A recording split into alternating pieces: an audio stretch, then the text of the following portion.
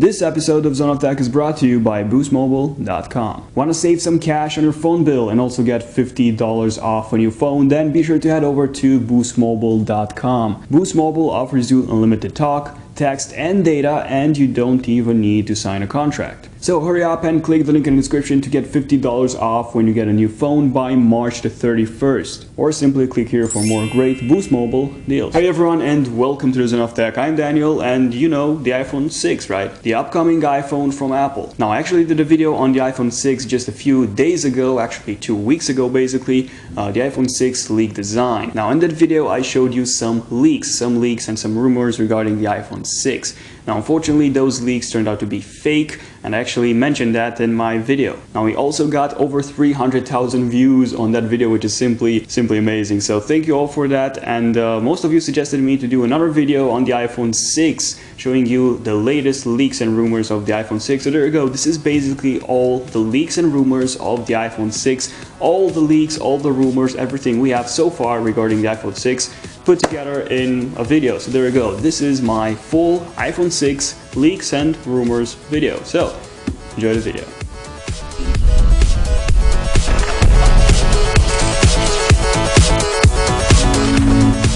Okay, so to make it easier for you, I've decided to split this video into 5 different sections. So design, specs, camera, features, and release date and price. So starting off with the design of the iPhone 6. Now as you probably know, the iPhone 6 is going to be a new number. It's a 6, not a 5S, not a 5TBC or anything like that. So yes, the iPhone 6 is going to feature a new design because this is basically what Apple does with their iPhones. This is called the tick-tock mechanism. This is basically what Intel does with their CPUs. So basically they release, both Intel and Apple, they release a product, and then the next year they update that product instead of releasing a brand new redesigned product. So we had the iPhone 3G, 3GS, the iPhone 4, the iPhone 4S, the iPhone 5, the iPhone 5S, and the iPhone 5C, although that's basically something else. And now we are going to see the iPhone 6. Now speaking of the design, we expect to see something like the iPod Touch 5th generation. Yes, we expect to see a full aluminum design. So we expect the iPhone 6 to be made entirely out of aluminum instead of just a aluminum band like the iPhone 5S, because as you probably know, the iPhone 5 and the iPhone 5S, they did have an aluminum back, but it also had 2 glass panes on the top and on the bottom of the back. So it has a brand new design, thinner and lighter than the current generation iPhone 5S. And we are also expecting to see edge-to-edge glass on the iPhone 6, as well as a larger display. Now we are not entirely sure about the display size yet, but in my opinion it's going to be something around 4.7 inches. I believe that's a perfect size. It's not too big or not too small. Wait. Are we still talking about smartphones? Now, there have been reports that Apple is also working on releasing a larger iPhone 6, so not just a 4.7-inch model, but also a 5.2 or 5.5-inch model, something to compete with Samsung's Galaxy Note line. And apparently they're not going to call it an iPhone, they're going to call it something else. Now, once again, this is not confirmed, and I don't actually believe in Apple releasing anything like that, an iPad mini, or an iPhone X, or anything like that. But still, it's a rumor, and it was worth mentioning. So we've talked about the display size. Now, what about the display technology? Because as you probably know, in the iPhone 5 and the iPhone 5S, basically in all iPhone models, Apple uses IPS LED backlit LCD. So they're not LED displays, they're nothing like that. Actually, LED displays don't even exist, but I will talk about that probably in a future video. So yes, Apple uses LED backlit IPS LCDs for all of their iPhone models. And as you probably know, Samsung or other manufacturers use something else, something like AMOLED, which is an OLED technology. Now, LCD and OLED are very different technologies. I will probably talk about this in a future video. For the iPhone 6, I don't actually expect Apple switching to OLED, just because IPS LCDs provide basically the best color accuracy on the market, whereas on the other hand, OLED displays provide better power management and more vibrant colors. So once again, I don't see Apple switching from IPS LCD to OLED. So we're probably going to see, again, an IPS LED backlit LCD. So what about the resolution of the iPhone 6? So as you probably know, all the iPhone models from the iPhone 4, which was released back in 2010, up until the iPhone 5S, and all of their iPod Touch models from the iPod Touch 4th generation, all of them have the exact same PPI, or pixel density, of 326. So although with the iPhone 5 they've increased both the display size and resolution, the PPI, or the concentration of the pixels, remain the same. so 326 ppi. So we have three possibilities for the resolution of the iPhone 6. Now the first one is a 720p display, that's 1280 by 720, which will give the iPhone 6 a ppi of 312. But honestly, I don't see Apple going back or reducing the PPI of their iPhone, so I don't see this, this possibility that likely. Now the second option would be a 1080p display, finally, because as you probably know, on the iPhone 5 or 5S the display isn't even HD, although the PPI is quite high, so you don't actually notice that. So a 1080p 4.7-inch display will translate to 469 PPI, which is basically the same as the HTC One, because the HTC One currently has the highest PPI of any phone on the market. Now, although this is more plausible than the first option, Apple basically said that everything above the 300 ppi threshold is basically invisible to the naked eye. So I don't actually see Apple bumping the ppi that high, honestly. But what I do see is a strange, unique resolution like Apple has on all of their phones and tablets. So expect something like 1600 by 900, that's my guess, which will translate to ppi of 386. So yes, if I were to put my money on a PPI, I would put it on 386. So once again, 1600 by 900 resolution, which is still a good increase from the 326 that the iPhone 5S uses. Okay, so far we have the display size, the technology, which again is LED backlit LCD, IPS LCD. We have the resolution, but what about the glass pane? Well, the glass pane is apparently going to be made out of sapphire crystal glass. There you go. So what exactly is sapphire crystal glass? Well, sapphire is basically one of the most durable materials on Earth. Now, the most durable material is diamond, and the diamond basically has a 10 rating on durability scale, so that's basically the highest rating on any material. And number 9 is sapphire. There you go. Now, Apple has actually started producing such displays, actually 5-inch sapphire crystal glass displays, and they actually have several crystal glass display factories for this. And also, in case you don't know, Apple already uses sapphire crystal in some of their products. So the iPhone 5 and the iPhone 5S do have a sapphire crystal glass display on the camera lens. Yes, the camera lens is made out of sapphire crystal, as well as the Touch ID sensor or the Touch ID home button on the iPhone 5S. So there you go. They already use sapphire crystal in their devices. So what does this mean for the iPhone 6? Well, it means that the display will be virtually unscratchable, unless you have a sharp diamond or sapphire and you intentionally scratch the screen. So unless you do that, the screen is virtually unscratchable. Now, sapphire is also used in high-end watches for durability. Now, unfortunately, it also has some disadvantages. Now, first off, the display is actually going to be thicker than on the iPhone 5S if they are going to use sapphire instead of glass. Now, a second disadvantage is that sapphire is a bit dimmer than glass, which means that the iPhone 6 will either have a dimmer display than the iPhone 5 and 5S, although I don't actually believe this, or Apple will simply bump the brightness, which will result in decreasing the battery life. But again, if the battery is going to be larger, then we expect to see no changes, no differences at all. And just a quick note, if the iPhone 6 is going to have sapphire crystal glass, it doesn't mean that it is going to be unbreakable. It is just going to be unscratchable. If you drop it, it is still going to crack. Whereas something like Corning's Willow glass, which was introduced at CES 2014, that's basically one of the toughest glass panes on the market. That's also flexible. But the chance of Apple introducing sapphire crystal glass on their next generation iPhones is about 80% legit. So yes, this was the design of the iPhone 6. Now, unfortunately, we don't have any leaks, any legit leaks and back casings, anything for the iPhone 6 yet. But what we do have is a lot of concepts and renderings from some really talented people. And guess what? I even made a video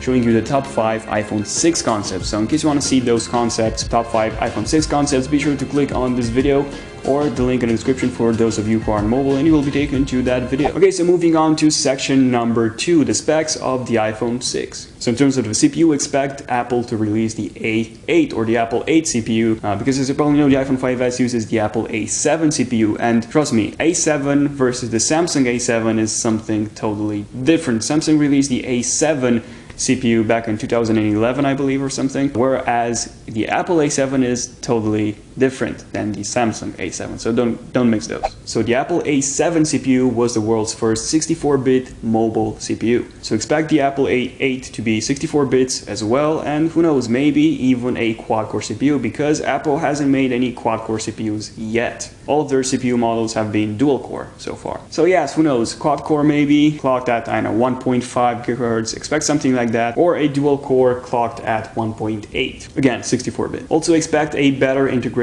with the Apple M8 coprocessor, because as you probably know, the M7 coprocessor is included in the Apple A7, And the coprocessor is basically a small low-power CPU which detects and analyzes the movement of your iPhone. So the Apple M7 can actually tell when you're sleeping, when you're walking, when you're cycling, or when you're driving. So expect the M8 to be a bit more advanced than that and a lot more power efficient. Now, in terms of the RAM or the random access memory, it could be 2 GB, but I'm not sure about this because all of Apple's phones and tablets, everything that Apple has at the moment, starting from the iPhone 5 upwards, all of their products only have 1 GB of RAM, and trust me, they're really fast. 64-bit CPU plus 1 GB of RAM plus iOS 7 equals blazing fast performance. We also expect to see the same capacity, so 16, 32 GB, 64 and 128 GB option, probably not, but who knows, maybe, just maybe.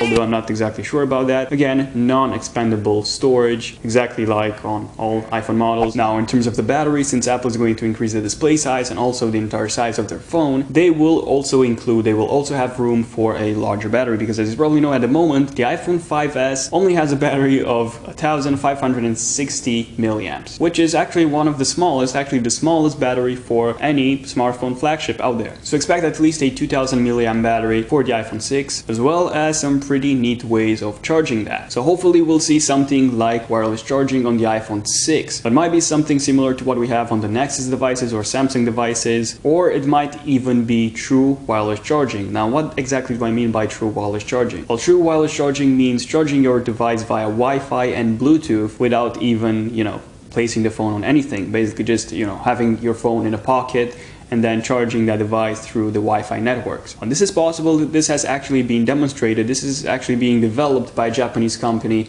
as we speak. But unfortunately, the most they could get from this technology a few months ago was basically charge the device from 0 to about 20-30%, which is okay, but honestly not enough. It's not 100% or 80% or 90%. Now, although Apple might include this in the iPhone 6, I don't actually see Apple making this the primary or the main method of charging the device. Now, a second way of charging the iPhone 6 might be via the gyroscope, because as you probably know, those old watches, not actually old watches, but those really high-end watches, they basically charge as you move, and the way they do that is via the gyroscope. And as you know, the iPhone 6, iPhone 5, all of the iPhones starting from the iPhone 4, all of them have a gyroscope. So Apple might take use of that and get a bit of juice in the iPhone from that as well, but it's not going to be, a large amount. So expect something like 5 to 8% of battery life from the gyroscope if Apple is going to include this. Now, Apple is also working on a technology that allows them to place solar cells in the display, which basically means charging your phone through the display, not only through natural but also through artificial light. But honestly, don't expect to see this in the iPhone 6, probably in the iPhone 8 or 9 or something like that. Okay, finally moving on to something else, which is the camera. So in terms of the sensor, we have two options. Now, the first option is for Apple to keep the exact same 8 megapixel sensor and simply upgrade the aperture from f2.2 to f1.8, which will translate to better low light performance. Now, a second option would be to upgrade the CMOS sensor completely, so basically increasing it from 8 megapixels to something like 12 or 10 megapixels. And if this is the case, we expect the sensor to be developed by Sony, because as you probably know, Sony makes one of the best, if not actually the best sensors on the planet, mobile sensors at least. Same 1.8 aperture, same dual flash technology or true tone flash like on the iPhone 5S. Hopefully we will even see optical stabilization finally, because the iPhone 5S did have optical stabilization, but actually it wasn't optical, sorry, it was digital stabilization. The iPhone 5S, basically whenever you pressed the photo button, the camera button, the iPhone 5S took 4 images and then combined them and basically removed the motion blur from those. So expect something like a true optical stabilization sensor on the iPhone 6, something like on the LG G2. Now, in terms of video recording, Apple might actually introduce 4K video recording to the iPhone 6, something like we have on the Galaxy Note 3 or the Sony Xperia Z2. So hopefully we will see something like that. Once again, it's not confirmed, and I believe this to be about 60% legit. Now, what I do believe is 100% legit is Apple increasing the slow motion or the 128 frames per second video capabilities from 720p to 1080p resolution, because as you probably know, the iPhone 5S can record in slow motion, 120 frames per second, but it can only do that in 720p and not full 1080p HD. So expect Apple to increase that from 720p to full HD slow-mo recording on the iPhone 6. And also expect to see an upgraded front-facing camera, finally, because on the iPhone 5 and 5S and 5th generation iPod Touch, basically on all Apple devices, mobile devices and tablets, we have a 1.2 front-facing megapixel camera which records in 720p HD. So expect that to be bumped up to 2 megapixels and full HD 1080p recording. Okay, so moving on to section number 3 of the video, which are the features of the iPhone 6. So the iPhone 6 is going to come pre-installed with Apple's new operating system, iOS operating system, which is going to be iOS 8. Now, iOS 8 is going to be introduced in June at the Worldwide Developers Conference, so WWDC. Now, as you probably know, iOS 7 was the biggest redesign of iOS since ever, and iOS 8 is going to focus mainly on health and fitness. And it is also going to feature Apple's new health and fitness app, which is going to be called HealthBook. So once again, in terms of the features, expect Apple to fully integrate the iPhone 6 with the iWatch through the new HealthBook app. Now, Apple is going to release the iWatch pretty soon, so expect the iWatch to be released either in June or September. And speaking of the iWatch, I have 2 videos of the iWatch. Now, one of them is the iWatch final leaks and rumors, which is this one, and the other one is the top 5 iWatch concepts. So simply click on any of those annotations and you will be taken to those videos, or the links in the description if you are on mobile. So once again, iOS 8 is going to focus on health and fitness. Other than that, we don't expect any new features on the iPhone 6. Some of the reports have actually mentioned Apple removing the home button, but I don't actually see Apple doing that. Besides, Apple just introduced the fingerprint or the Touch ID sensor with the iPhone 5S, so I don't actually see Apple removing that. I have no reason to think that. So expect the Touch ID to make a reappearance on the iPhone 6. Also because at the moment it is the best Touch ID or fingerprint reader on any smartphone out there, including the Galaxy S5. Other features, well, waterproof, nah. I don't actually see Apple making the iPhone 6 waterproof. And finally, moving on to the final section of the video, section number 5, which is release date and price. Now, the release date is going to be either June or September, because as you probably know, all the iPhone models up until the iPhone 4S were released in June, and the iPhone 4S was actually the first iPhone to be released in October. And then basically all the iPhone models were released either in September or October. So Apple might go back to releasing the iPhone in June, although this is not that likely because there haven't been any official leaks yet. And if the release date is June, we should have seen at least, some legit back casings or something. And since we haven't seen any of those, I expect the iPhone 6 to be released somewhere in September or October. And in terms of the pricing, expect the exact same price as with the iPhone 5S. So $649 for the 16 gig model, $749 for the 32 gig model, and $849 for the 64 gig model, and about $949 if they're going to release any 128 gigabytes model, although I honestly believe that to be highly unlikely, but we'll see. What about the iPhone 5C? Now, Apple might introduce an iPhone 6C, but as you probably know, the iPhone 5C wasn't actually Apple's biggest hit. Now, apparently Apple has over 3 million unsold iPhone 5Cs, which is really disappointing. So my guess is that Apple will keep the iPhone 5S alongside the iPhone 6 and sell the iPhone 5S $100 or something cheaper, although I'm not exactly sure about the iPhone 5C. Now let me know in the comment section down below, and also like this video if you want me to do an iPhone 5C leaks and rumors video. But yes, these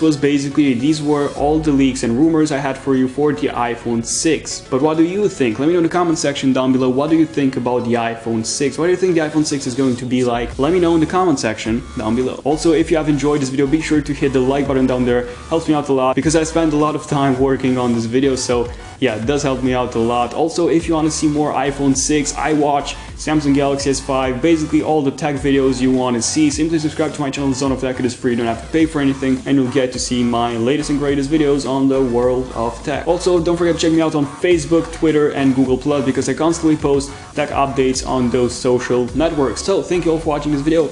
This was it. I'm Daniel from Zone of Tech, and I'll see you in the next video. And until then, like as always, Zone of Tech signing out. Cheers.